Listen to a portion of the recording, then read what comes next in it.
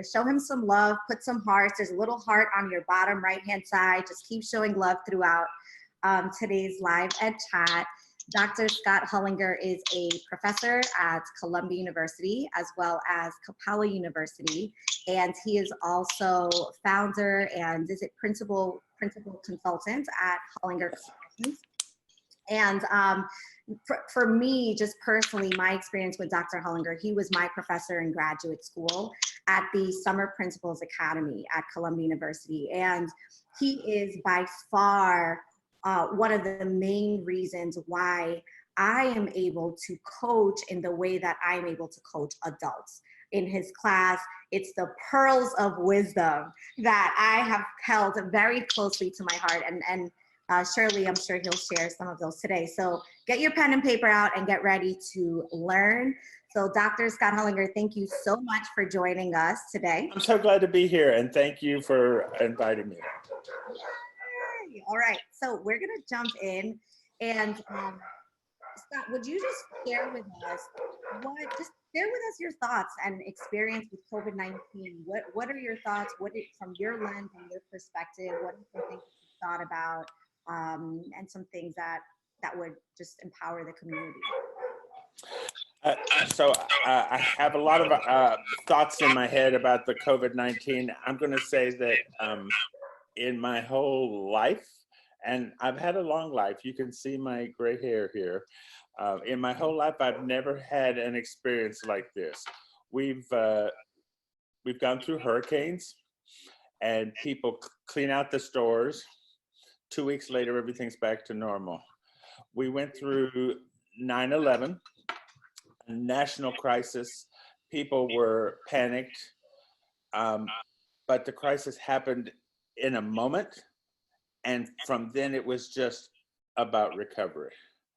Right now, we're in the middle of a crisis that continues and continues and continues, and we're in protection mode. And we don't know how long that's going to go, and that uncertainty is a little bit scary for everybody. We're also seeing that just across the board, from parents to teachers trying to figure it all out, and some have it figured out, some are not, right? And the same thing with leaders, and we oftentimes forget about leadership, right? And the fact that they're the ones kind of setting the direction in the midst of so much uncertainty. And I think there's quite a few leaders on here right now. So I agree completely. All of us as teachers, we want a leader that we can look to, that we can respect, that we can follow in a time of crisis. I often talk about the principal as the captain of a ship. You know, if there was a horrible storm and the ship was rocking and rocking, you would not want to see the captain freaking out. You would want to see the captain very calm and looking in charge. And I think that applies so often at schools as well. We look to our principal. We want the principal to be in charge and looking calm and like he knows what he's doing or she knows what she's doing. Yeah. The fact is, our principals are learning right alongside us right now. Yeah. Teachers did not plan to be distance learning, and principals did not plan to be distance managing. And so this is new territory for all of us. Yeah, wow, I love how you reminded us of painted this picture of, you know, leaders, principals being the captains of the ship, and how we often, that really resonated with me, how we often have to put on, you know, this face of we have it all together, we have it all figured out, and we forget that we're also trying to figure it out. And that alone also brings its own set of emotions. And it does. That we don't always talk about. And I know that there's also a lot of leaders out there who are struggling with putting the oxygen mask on as well. Exactly. The illusion you're bringing up there is in the airplane, you have to put your mask on before you help somebody else. And that's exactly right. The principals have got to take care of themselves as they take care of teachers, and take care of students and families. Yes.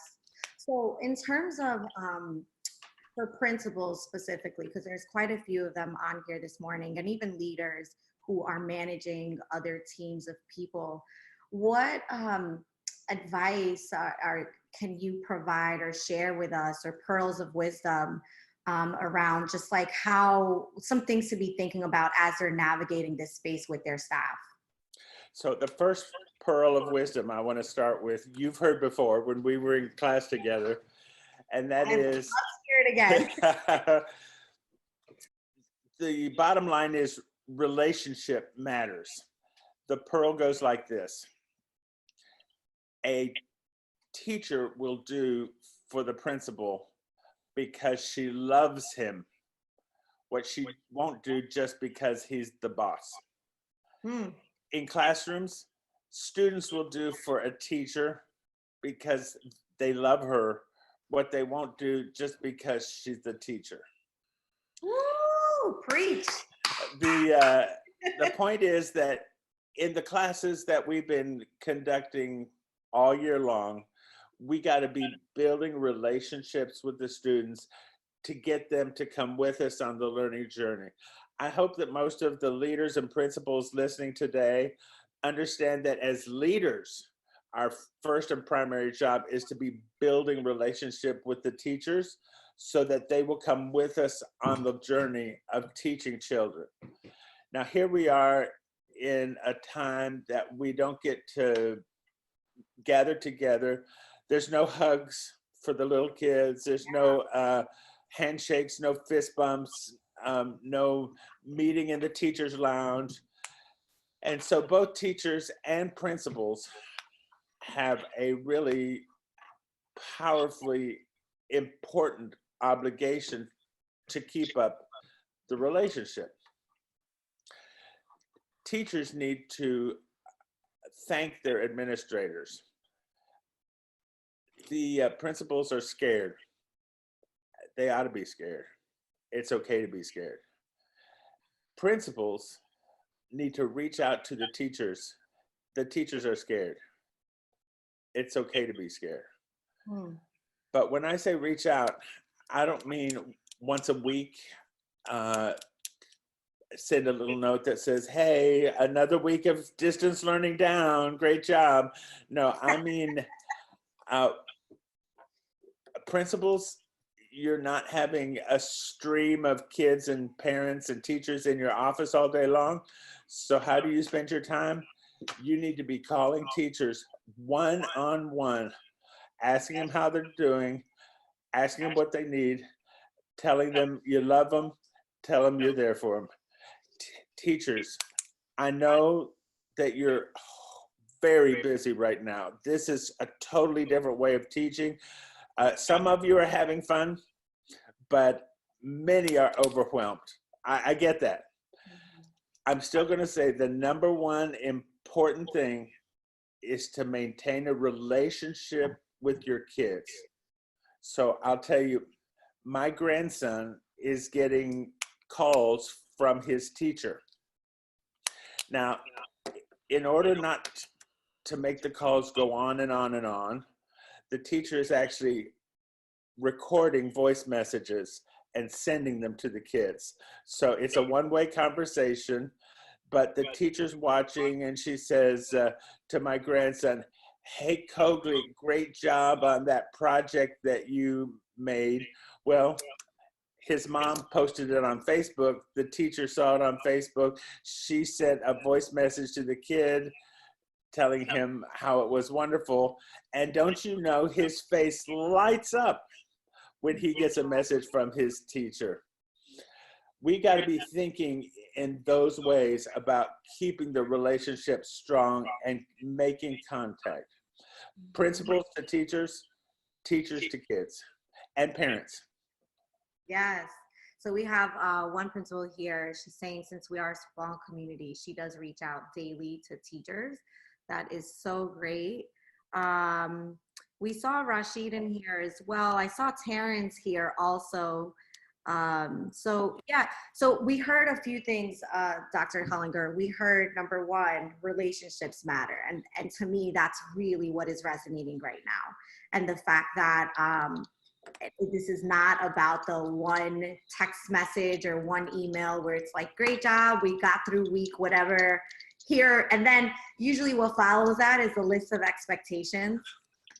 And I have done that before. I'm guilty of doing that before, you know, but like more so going beyond that and sending those one-on-one messages like, hey, I notice, you know, I know this is hard. We care about you. We love you. We appreciate having you, you know, just stick with it. Just stick with us, you know, do what you need to do for yourself, oxygen mask, those types of things. And I would wonder how many principals are doing that.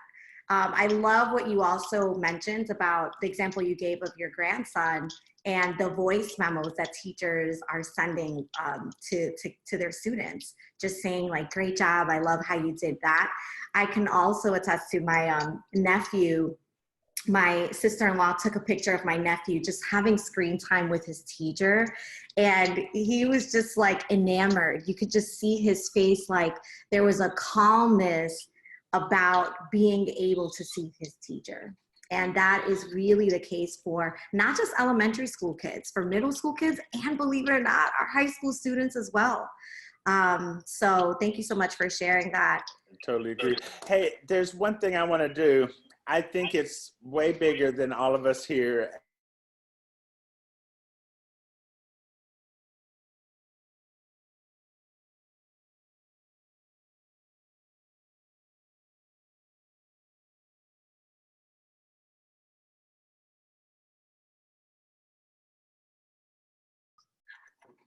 Can you hear me now?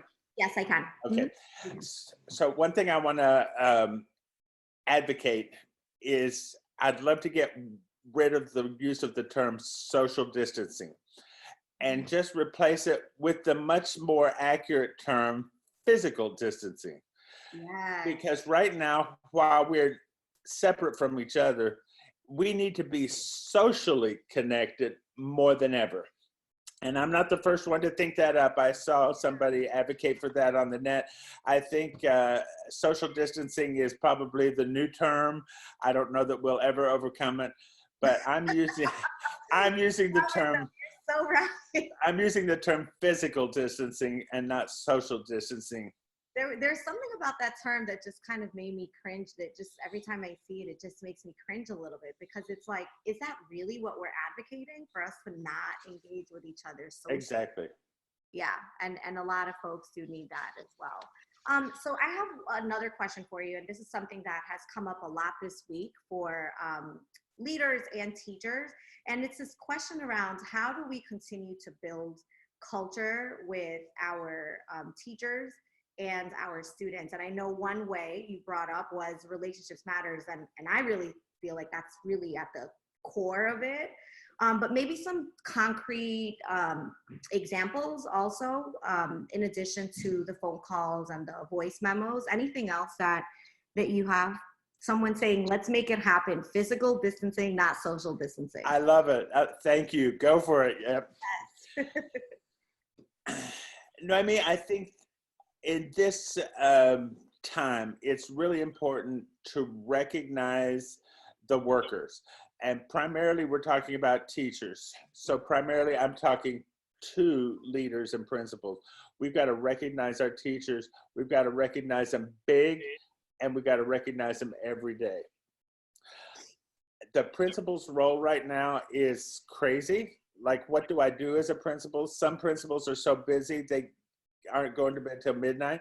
And some principals are like, I don't know what to do. You know, my teachers are at home, my kids are at home, they're doing their thing. What am I going to do? Well, my answer to that is this. Peek at the online learning that's going on. Ask your teachers to send little snippets of things they're proud of. My daughter-in-law is an elementary teacher, and yesterday she got a Facebook movie that was a montage of all the things that the teachers at her elementary school had been doing this week during distance learning. And there were little boxes for each teacher with the teacher's name and the teacher's picture and some screenshots of the distance learning. And it included the PE teacher and just everybody in the school, and a upbeat song playing. And it said, our teachers are great. And it's out there on Facebook for everybody to see. Now that does amazing things for morale and culture and feeling appreciated, feeling noticed. One of the things about distance learning, teachers don't know if the principals have any clue what they're doing at home. And so to the extent that principals can kind of peek in on what the teachers are doing, and then recognize that, publicize that, that makes the teachers feel like, yeah, somebody notices and somebody cares and somebody appreciates. Wow, I love that tip. So school leaders, you heard it yourself. Peek in, take a look and see what your teachers are doing. Celebrate your teachers, and remember, physical distancing, not social distancing. Love it. I think that stuck with a few people as well. Dr. Scott Hollinger, thank you so much for your time this morning. And one last comment, Noemi. Oh yes, please, please. Essentially, we're all first-year teachers. Yeah. There will be tears. It's okay. Reach out. There are lots of people to help. Yes. Thank you, Dr. Hollinger. Yes, Dr. Scott Hollinger. So if you have any questions about anything that was shared or discussed today, just feel free to drop a message, send us a DM. Our team, one of us will be sure to respond. And Dr. Scott Hollinger is on here as well, so follow him. He's also on Facebook as well. Is there anything that you want to share in terms of where folks can follow you beyond that? Absolutely. So I have a Facebook page. It's called Hollinger Education Consultants. Okay. So you can visit or like my page, Hollinger Education Consultants on Facebook. Thank you for inviting me to be a part of this. Thank you for joining. Enjoy your day.